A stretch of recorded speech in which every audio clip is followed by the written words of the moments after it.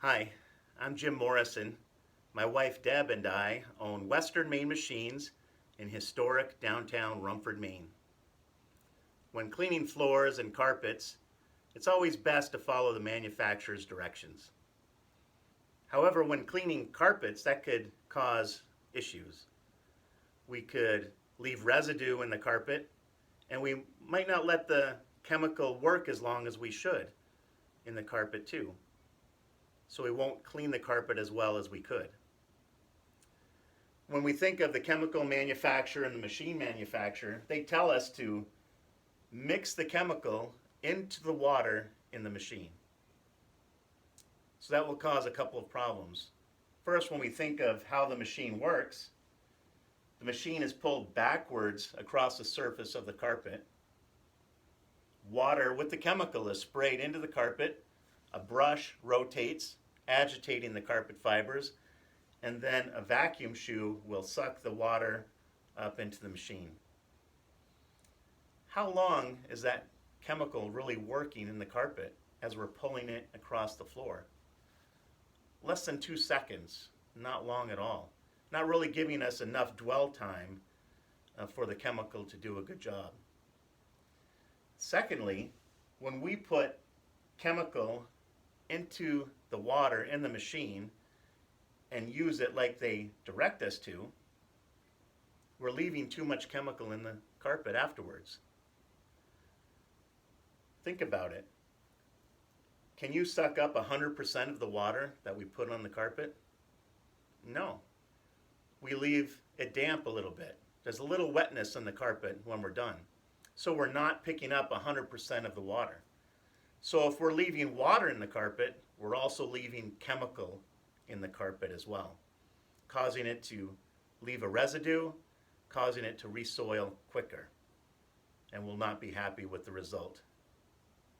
So how can we do things different? Instead of putting chemical into the water in the machine, mix a solution in a spray bottle. This has 1 gallon of water with 5 ounces of chemical. We use Swish Clean and Green Universal Cleaner. It's no dye, no added fragrance, pre-spray, so it's safer to use. Pre-spray an area. You can also put it in a pump-up sprayer with a trigger on it. We loan these out if you rent the machine from us, and we sell them as well. So pre-spray the chemical on the carpet, let it soak, let it do its job for 3 to 5 minutes. And then afterwards run the machine across the carpet, picking it up. Sometimes after supper washing dishes, you may have a pot or pan that's hard to clean. So what do? We put some soap and water, let it soak longer, sometimes overnight, letting it soak before we clean it the next morning. Now our wives may think we're lazy, we don't want to do the job that night, but really what we're doing is letting the chemical do its job so that we don't have to work as hard. Right, guys? Sure. But by doing that, letting the chemical soak, we're letting it release the dirt out of the carpet, and then we're going to run the machine over the area of the carpet, cleaning it. And we're going to rinse it because we're only putting hot water into the machine. We're not adding chemical in the machine. Just by adding hot water, we're going to rinse that chemical out of the carpet, leaving no residue. When you're washing dishes, you're done, you want to rinse that rag out, get the soap out of the rag. How many times do you run it under the faucet, squeezing it, until there's no more suds? It takes several times, doesn't it, before we're done.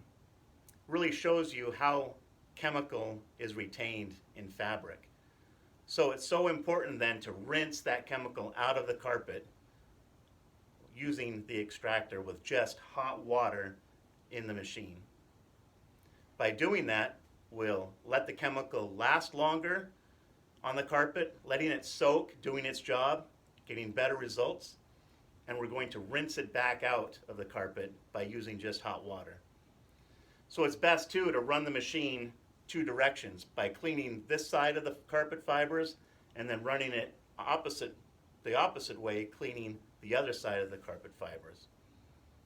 No more residue left in the carpet, and we'll have a cleaner carpet. It will be cleaner longer, and we'll be happier as a result.